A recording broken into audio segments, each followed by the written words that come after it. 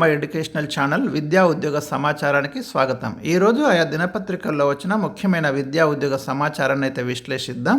ఛానల్ని సబ్స్క్రైబ్ చేసుకోండి. Latest updates, current affairs, GK అన్నీ కూడా మీకు అందించడం జరుగుతుంది. టెట్ దరఖాస్తు గడువు పెంపు అంటూ ఒక వార్త మనకు కనిపిస్తుంది. ప్రభుత్వానికి విద్యాశాఖ ప్రతిపాదన.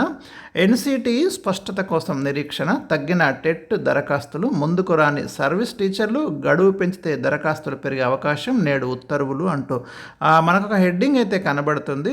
ఉపాధ్యాయ అర్హత పరీక్షకు దరఖాస్తు గడువు పెంచాలని అధికారులు నిర్ణయించినట్టు తెలుస్తుంది. టెట్ దరఖాస్తు గడువు ఈ నెల 10 అంటే నేటితో ముగుస్తుంది. దీన్ని మరో వారం రోజుల పాటు పెంచాలని భావిస్తున్నారు. ఇందుకు సంబంధించిన ప్రతిపాదనను విద్యాశాఖ ప్రభుత్వ ముఖ్య కార్యదర్శికి పంపింది. దీనిపై బుధవారం అధికారిక ఉత్తర్వులు వెలువడే వీలుందంటే ఈరోజే. సర్వీస్ టీచర్ల నుంచి ఒత్తిడి వస్తున్న నేపథ్యంలోనే ఈ నిర్ణయం తీసుకున్నట్టు సమాచారం. మరోవైపు టెట్ రాసేవారి సంఖ్య గణనీయంగా తగ్గింది అని మనకు కనిపిస్తుంది. దాదాపు 3 లక్షల అప్లికేషన్లు వస్తాయనుకుంటే 2 లక్షలు కూడా దాటలేదు. టెట్కు ఇప్పటి వరకు 1,93,130 దరఖాస్తులు వచ్చాయి. అదే మీరు 2016లో 3,40,000, 2017లో 3,29,000, 2022లో 3,79,000, 2023లో 2,83,000 దరఖాస్తులు వచ్చాయి.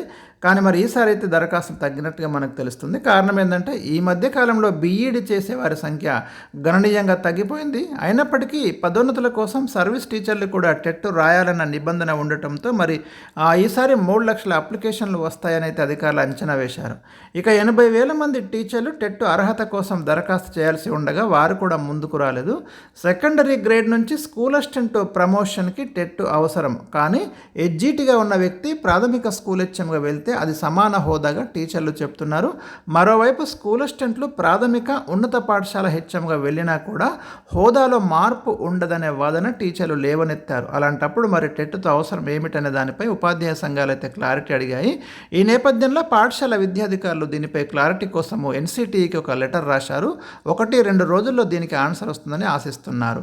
ఇక పరీక్షల తేదీలో మార్పులు ఉండవని చెప్తున్నారు. కేవలం దరఖాస్తు చేసుకోవడానికి ఆన్లైన్ ఫీజు చెల్లింపునకు మాత్రమే గడువు పెంచే ఆలోచనలో ఉన్నట్లు అధికార వర్గాలు చెబుతున్నాయి. అంతే తప్ప పరీక్షా తేదీల్లో మార్పు ఉండదని స్పష్టం చేస్తున్నారు.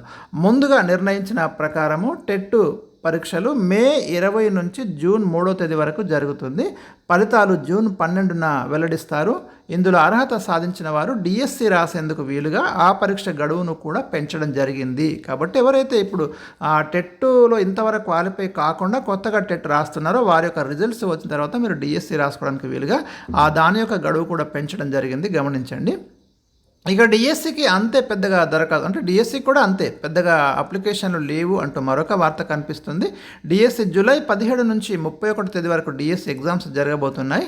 అయితే డిఎస్సి కూడా ఇప్పటి వరకు పెద్దగా దరఖాస్తులు రాలేదు. పోస్టులు పెరిగినప్పటికీ కొత్తగా వచ్చిన అప్లికేషన్లు తక్కువనే ఉన్నాయి. మీకు అక్కడ గమనించండి, 11,062 టీచర్ పోస్టుల భర్తీకి అయితే మరి నోటిఫికేషన్ వస్తే దీనిలో కొత్తగా వచ్చిన దరఖాస్తులు 37,700. గతంలో 5,089 పోస్టుల భర్తీకి నోటిఫికేషన్ ఇస్తే 1.77 లక్షల మంది దరఖాస్తు చేసుకున్నారు. అంటే 1,77,000 మంది అప్పుడు అప్లికేషన్ పెట్టుకున్నారు. ఇప్పుడు కొత్తగా 37,700 మంది అప్లై చేసుకున్నారు. అయితే పాత వాళ్ళైతే మళ్ళీ దరఖాస్తు చేయాల్సిన అవసరం లేదు అని నోటిఫికేషన్లోనే స్పష్టం చేయడం జరిగింది. అంటే లేటెస్ట్గా వచ్చిన అప్లికేషన్లు 37,700 మనకి ఉన్నాయి. సో ఇది ఒక న్యూస్ ఉంది. గడువు పెంచాలని బిఎడ్ డిఎడ్ అభ్యర్థుల సంఘం రాష్ట్ర అధ్యక్షుడు కూడా డిమాండ్ చేస్తున్నారు. ఉగాది రంజాన్ సెలవుల కారణంగా రాష్ట్రంలోని మీ సేవా సెంటర్లు అందుబాటులో ఉండడం లేదు. మొబైల్లో టెట్ దరఖాస్తులు పూర్తి చేయడం ఇబ్బందిగా ఉంది. కాబట్టి గడువు అయితే ఎక్స్టెండ్ చేయమని వాళ్ళ యొక్క డిమాండ్ కూడా మనకి ఇక్కడ కనిపిస్తుంది. టెట్కు భారీగా తగ్గిన అభ్యర్థులు అంటూ మరొక వార్త మనకి ఇక్కడ కనిపిస్తుంది. ప్రభావం చూపిన ఫీజు పెంపు, ఇతర అంశాలు, నేటితో ముగియనున్న గడువు అంటూ మరొక వార్త ఇక్కడ ఉంది. గరిష్ట మార్కులు సాధించిన వారు దరఖాస్తు చేయలేదు.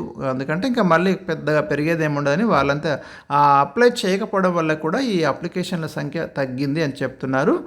ఇక్కడ కొత్త అంశాలు అయితే ఏం లేవు. అయితే తమకు ప్రత్యేక టెట్ జరపాలని ఉపాధ్యాయులు డిమాండ్ చేయడం, మరికొన్ని సందేహాలు లేవనెత్తడం, వీటిపై జాతీయ ఉపాధ్యాయ విద్యా మండలి నుంచి స్పష్టత రాకపోవడం తదితర కారణాలతో స్వల్ప సంఖ్యలోనే టీచర్లు కూడా దరఖాస్తు చేసినట్లు సమాచారం. ఇక టెట్ అప్లైకి నేడు ఆఖరంటూ మరొక వార్త మనకు కనిపిస్తుంది, సేమ్ న్యూస్ ఉంది.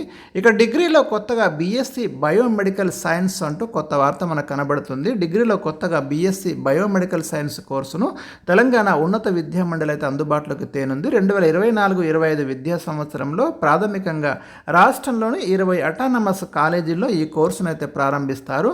దోస్త్ ద్వారా ప్రవేశాలు కల్పిస్తారు. ఎంబీఏలో హాస్పిటల్ మేనేజ్మెంట్ కోర్సును కొన్ని వర్సిటీలో నిర్వహిస్తున్నారు. ఇంజనీరింగ్లోను బయోమెడికల్ ఇంజనీరింగ్ కోర్సు ఉంది. రెగ్యులర్ డిగ్రీలోనూ ఈ కోర్సును ప్రవేశపెట్టాలని యోచిస్తున్నారు. కోర్సు రూపకల్పన, కరికులం తయారీకి ఇప్పటికే ఒక దఫా సమావేశం నిర్వహించి నిపుణులతో చర్చలు జరిపారు. బుధవారం మాసప్ ట్యాంకులోని ఉన్నత విద్యామండలి కార్యాలయంలో నిపుణులతో ఇంకొకసారి సమావేశం జరగనుంది. సో కొత్త కోర్సును అయితే ఇంట్రడ్యూస్ చేయాలని చూస్తున్నారు, బయోమెడికల్ సైన్స్. సో ఇవి ఈరోజు ఉన్నటువంటి లేటెస్ట్ తాజా అప్డేట్స్. మరిన్ని అంశాలు మీకు తప్పకుండా నెక్స్ట్ వీడియోలో అందించడం జరుగుతుంది.